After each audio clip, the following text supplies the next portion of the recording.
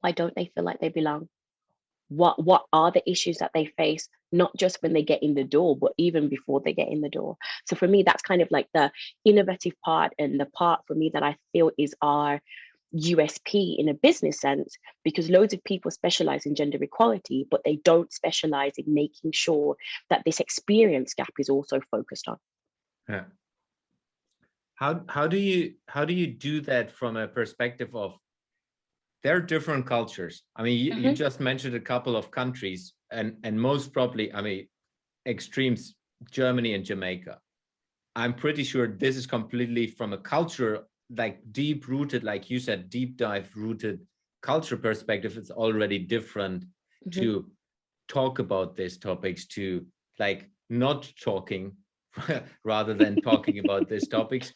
And how do you work with this perspective of, if a culture, if we just say a culture is not talking about that, how do you do that? How do you open up the door from a corporate perspective and starting to talk about these topics?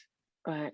So like I'd say the first thing is, and I've learned this on the way in my life actually, which is I I have to meet you where you are. I can't meet you at the place I hope you to be at. So in terms of, let's say, in terms of like our company's kind of maturity model as to where different clients sit on the scale of where they sit. If America's at the front and the UK is a little bit behind, right, then Germany's right at the beginning. Not because not because there's not a focus on gender equality, but it's also for me understanding, and that's kind of always the, let's say, the initial touch point for me is asking a company, what does diversity mean to you? Because until you understand their definition, what diversity means to me, it might not mean the same to you, right? And until we get to that point where we can kind of go, what does diversity mean to you? What does gender equality mean to you? Does gender equality mean to you simply, I have a woman on the board?